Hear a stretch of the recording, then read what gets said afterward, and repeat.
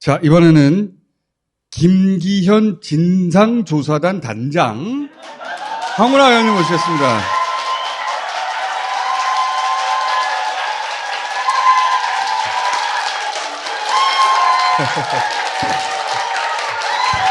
네, 고맙습니다.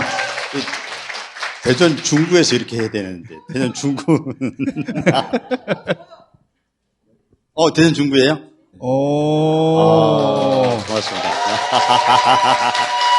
아니, 그러면 황운하 의원님 나오시는 거 알고 대전 중구에서 올라온 거 아니야? 그래요? 그건 아니지. 제 지역구가 대전 중구인데요. 네. 대전 중구라는 곳이 대전에서의 대구 같은 곳. 그래서 국민의힘 지지세가 우세하고 지금까지도 보수 성향 국회의원만 계속 배출해왔고 민주당 간판을 달고 당선된 사람이 제가 처음입니다. 그래서 제가 무거운 책임감을 가지고 있습니다. 정치를 그만두고 싶은 마음도 종종 들지만 이게 반드시 2번 당선되는 모습을 보여줘야 그래야 민주당 지지하시는 분들이 위축돼가지고 민주당을 지지한다는 말씀을 공개적으로 잘 못하는 분위기예요, 거기가. 그래서 제가 그 당원도 많이 많이 가입시키고 민주당 지지한다는 의사를 당당하게 표시할 수 있는 그런 분위기를 만들기 위해서는 제 역할이 굉장히 중요하다 생각하고 그래서 지역 갑자기 무슨 얘기십니까, 근데?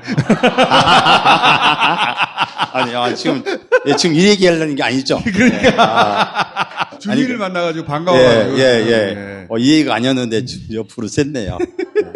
자, 모신 이유는 뭐냐면, 이 김기현 의원과 의원님의 악연은 굉장히 길어요. 울산 경찰청장 시절로 돌아가는 이야기인데, 짧게 요약하면, 토착필이 수사하고 있는데, 김기현 당시 울산시장 후보가 줄기로 나온 거야. 근데 선거 전이었기 때문에 후보니까 수사를 보류했었어요. 선거 후에는 또 수사를 못했고. 그런데 의원님이 울산경찰청장 시절에 야당 시장 후보를 잡으려고 청와대로부터 하명 수사를 했다고 또 윤석열 검찰이 또 잡으려고 했지. 또 거기 고래고기 사건이 있고 1라운드는 토착비리 수사였고 고래고기 수사였고 2라운드는 청와대 하명 수사였고 이 청와대 하명 수사건 관련해가지고는 어제 나경원 의원 고소하셨더만요, 보니까. 어제 제가 나경원 고소했죠. 예. 응징해야. 황운하는 선거 개입했고 하명 수사한 사람이다 얘기해서 고소하셨고 근데 오늘 모신 거는 김기현 의원 땅이 이번에는 국민의힘 내부에서 문제 제기가 돼가지고 수면 위로 뽕 올라왔네. 간략 요약해보자면 김기현 의원이 소유한 땅이 이 빨간 표시된 곳이에요. 근데 원래 길이 이렇게 나려고 했었나 봐요. 근데 어느 날 김기현 의원 소유지를 통과하도록 계획이 발표된 거야.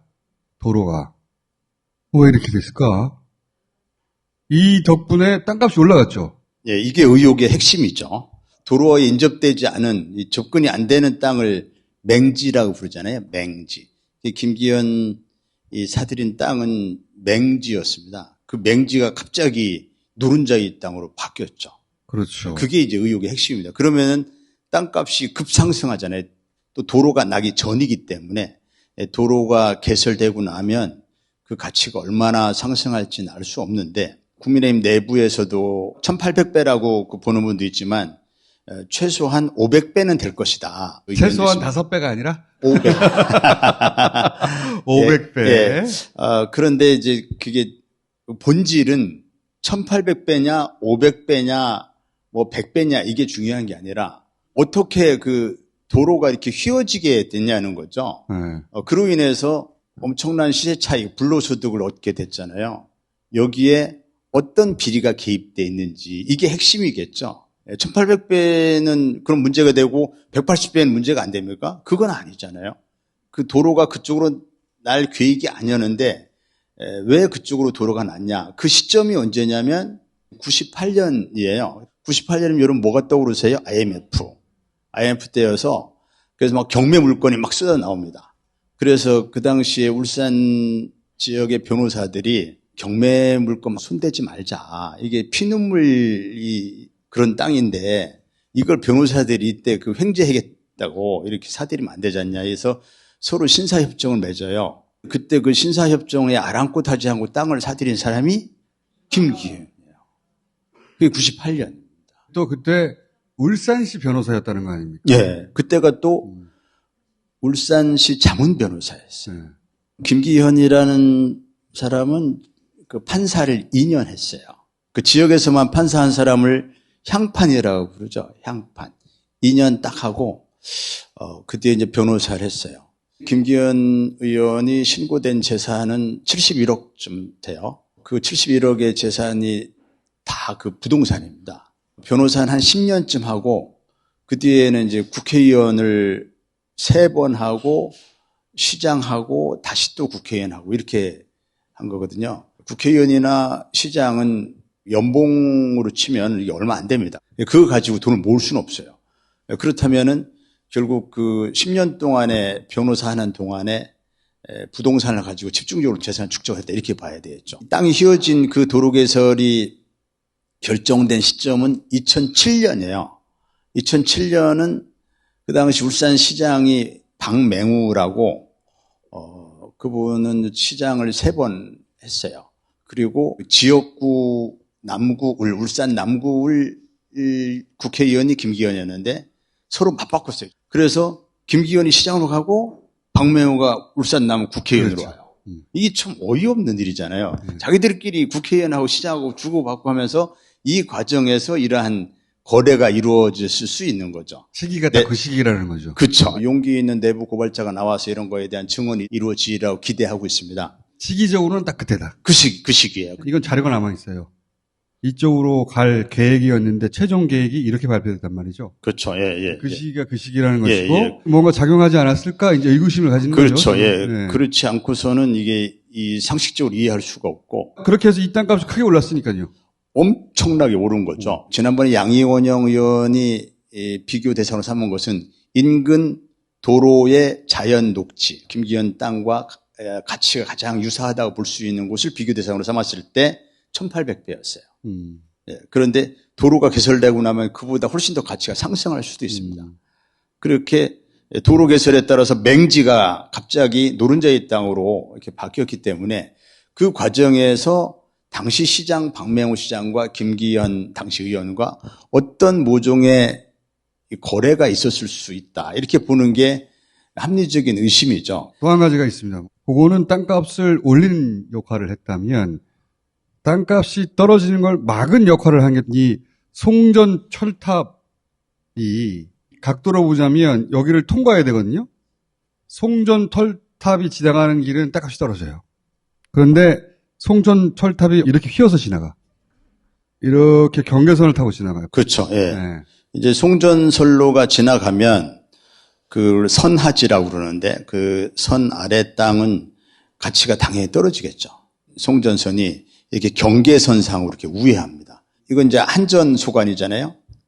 한전이 국회 상임위로 보면은 지금은 산자의 소관인데 당시는 기재위 소관이었어요. 당시 김기현이 기재위 간사였어요. 이렇게 의심스러운 정황들이 계속 있는 겁니다. 우연이겠지. 예. 박맹우 시장과 지역구와 시장을 맞바꾸고 그 다음에 기재위 간사할 때 송전선로가 한전소관인데 이게 바뀌고 이런 것들이 이게 의심할 만하지 않아요? 예, 저만 의심하는 게 아니잖아요. 의원님, 저는 의심하지 않아요. 저는 그냥 땅값 수호신이 살고 있겠지 거기.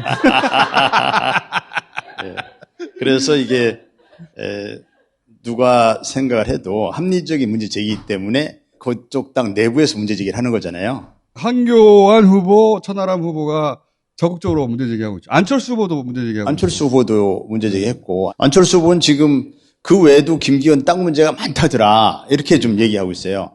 실제로 이거 말고도 여러 가지 있는 걸로 보여요. 그런 거를 제가 여기 앉아서 어떻게 알겠어요? 그런 소문들이 이제 울산 지역에 이렇게 파다한 소문으로 돌고 있기 때문에 더구나 여당의 대표를 맡겠다는 사람이라면 이런 의혹에 대해서 명쾌하게 해명이 되지 않으면 안 되죠. 얼마나 막중한 공인의 자리입니까? 국민들 눈높이에 맞는 해명이 있어야 되는 거죠. 그래서 국민의힘 내부에서도 합리적인 문제제기가 있었다. 저는 그렇게 보고 있는 거죠. 그래서 이제 김기현 의원의 억울함을 풀어주시려고. 민주당에서 문제제기를 하면 김기현 의원의 지지율이 더 올라갈 수도 있다. 이런 의견도 있더라고요. 그걸 노리시는 거 아니에요?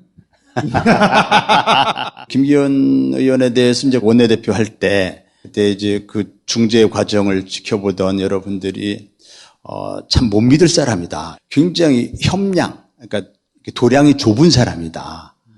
그 리더십이 좀 많이 부족한 사람이다. 거기에다가 이 부동산 문제, 이런 부도덕한 문제까지 있다면 어울릴 수 있어요. 그리고, 그쪽에 가장 어울리는 지도자를, 그 수준에 맞는 지도자를, 김기현 대표라면 그 외연이 확장될 여지가 없지 않습니까? 김기현이 대표 되는 것이 민주당한테 불리할 건 없다. 저는 그렇게 보고 있습니다. 자, 3라운드가 벌어졌습니다. 모신 거고. 또 하나 모신 이유는 국가수사본부장 정순신 변호사 임명했다가 이제 아들 학폭 문제 때문에 날아갔는데 여기가 경찰 수사를 총 책임지는 자리잖아요. 그런 얘기들이 이전에 있었어요. 검사 출신이 국가수사본부장 올지도 모르는데 이런 얘기들을 후배들이 하더라고요. 그래서 설마 윤석열이 아무리 무대뽀라지만 설마 그렇게까지는 하겠어. 그런데 실제로 그런 일이 벌어지더라고요. 설마가 없어요, 이쪽은. 예, 그러니까 이 정부 들어서는 설마 이렇게 생각하면 안 되겠더라고요. 국가수사본부장이라는 자리는 경찰 수사권 독립의 상징입니다. 경찰이 검사의 수사지휘를 받지 않고 독립적으로 수사라는 검찰의 수사지휘를 빙자한 이제 부당한 수사 개입을 차단하는 그런 상징적인 의미를 갖는 것이 바로 국가수사본부장이거든요. 또 검찰개혁의 상징이기도 합니다. 검사 출신 윤석열 대통령, 거기다가 또 한동훈 장관, 둘이 그냥 이 검경 수사권 조정을 완전히 무력화시켜버리는 시행령을 만들어버렸잖아요. 도로함이 타부를 만든 겁니다. 그런 검경 수사권 조정의 그나마 상징적인 자리가 바로 국가수사본부장입니다. 거기를 어떻게 검사 출신을 앉힐 생각을 하냐고요. 그래서 일선 수사경찰들, 수사 베테랑들 얼마 전에 다 만나봤어요. 이제 수사 그만하랍니다. 왜 그러냐 하니까. 아니, 검사 출신을 어떻게 우리가 국가수사본부장으로 모시고 일을 하냐고. 검사 밑에 있고 싶지 않다. 있고 싶지 않다는 거예요. 너무 자존심 상한다는 거예요. 자존심 상하죠. 실제로 정순신 변호사가 국가수사본부장으로 임명된 뒤에 경찰청 게시판에 난리가 났었더라고요. 일제 때 식민 지배를 받다가 겨우 이제 해방이 됐는데 다시 조선 총독부 사람이 와가지고 그런 느낌이 든다는 거예요. 사실 이번에 정순신 변호사가 학폭 문제 때문에 그만둔 걸로 돼 있지만 제가 볼 때는 그 두 가지 이유가 작용할 것 같아요. 학폭 문제만 있었어도 윤석열 대통령의 그 인사 스타일을 보면은 그냥 밀어붙여 버릴 수 있거든요. 다 지날 일인데 이렇게 묻고 갈 수도 있는데 이게 일선 수사관들의 그 반발 동향이 이게 심상치 않거든요. 이전에 총경들은 한 50명이니까 요거 다 물먹이면 되겠다. 다 제압하면 되겠다 생각했는데 전국 수사경찰이 3만 명입니다. 3만 명 수사경찰이 다 반발하면은 경찰 조직이 이게 통제가 안 되죠. 그 위기감을 못 느끼면 또 사람이 아니죠. 네. 의원님, 말이 너무 심하신 거 아니에요? 그래서 그래서 제가 그 일선에 있으면서 학폭 문제를 많이 다뤄왔지만 그 피해자들이 어떤 심리적인 트라우마를 겪는지는 제가 잘 알거든요. 가해자들에 대해서 2차 가해를 막기 위한 것이 즉각 전학 조치하는 거거든요. 근데 아버지가 검사라는 그 지위를 이용해서 2차 가해를 계속 한 거예요. 전학을 못 가게 계속 막는 거예요. 그 보도에 따르면은 우리 아버지가 검사에서 아는 사람이 많아 소송에서 다 이긴다더라. 우리 아버지는 원래 뇌물도 받고 하는 집이에요. 어떻게 그런 것까지 알았는지. 그런 것까지 알았는지. 우리 아버지가 받았다고는 안 하고 검사가 검사가 뇌물 받아도 끄떡 없다. 이런 그 취지로 얘기한 것 같아요. 빨리 가해자와 피해자를 분리하고 가해자의 진정성 있는 사과가 있어도 이 피해자의 심리적 트라우마가 잘 극복이 안 됩니다. 그때 받은 상처가 엄청납니다. 그런데 계속 옆에서 있으면서 우리 아버지는 힘이 세. 우리 아버지는 뭐 뇌물 받아도 끄떡 없어. 뭐 우리 아버지는 뭐 아는 사람이 많아. 소송에도 내가 이겨. 이러면서 계속 옆에 있으면서 괴롭히면은 그게 생각하면 너무 끔찍한 일이잖아요. 경찰이 더 이상 망가지면은 이건 정말 큰 문제다. 이미 경찰국도 만들었지. 지난번 총경인사 때 검찰하고 대립각을 세우던 강하게 경찰 입장을 대변해 오던 이것을 속칭 황혼아 라인이라고 부르더라고요. 그쪽에서는. 황혼아 라인.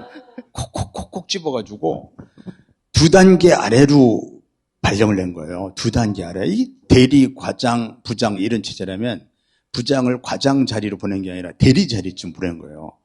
정말 뭐랄까 인간으로서 이럴 수가 있을까 싶어요. 모욕적이고. 너무 모욕적이고 그러니까 그 사람들이 겪는 그 참담한 기분을 생각하면 사표 내고 나가라는 거죠. 그죠? 나가라 소리죠. 네. 나가라는 거죠. 그래서 제가 잘 버티라고 했습니다. 잘 버텨라. 언제 내려올지 모른다, 윤석열. 언제 내려올지 모른다. 조금. 네. 그러니까, 아니, 피해를 당한 친구들이, 아유, 언제 기다립니까? 해서, 아니야, 조금만 기다렸지. 몰라. 그러니까, 힘을 내. 힘을 내. 견뎌라. 훌륭한 사람들은 다 그렇게 감옥도 갔다 오고 했는데,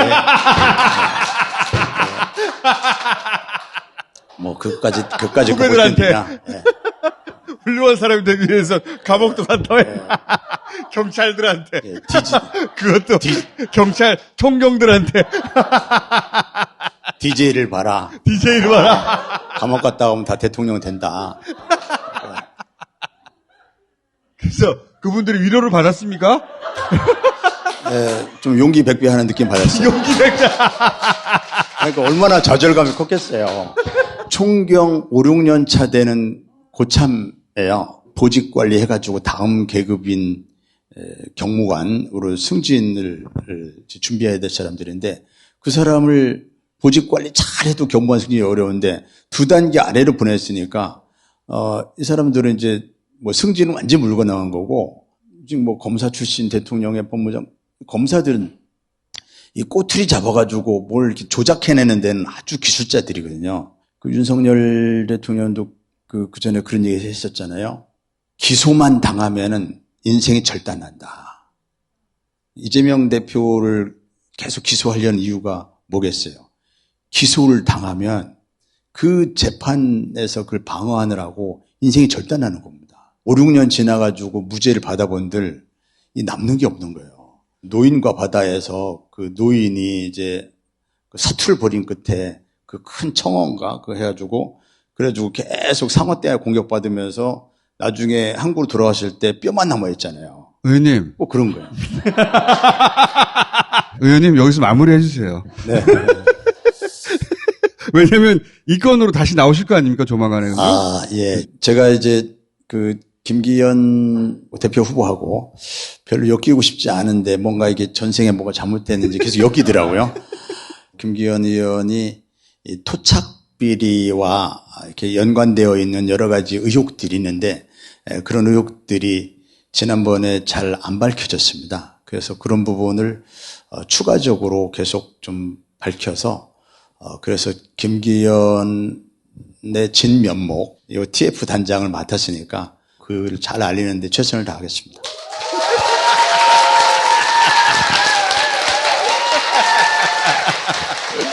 일 1차 결과가 나오면 다시 한번 모시겠습니다. 자, 오늘 여기까지 하겠습니다. 네.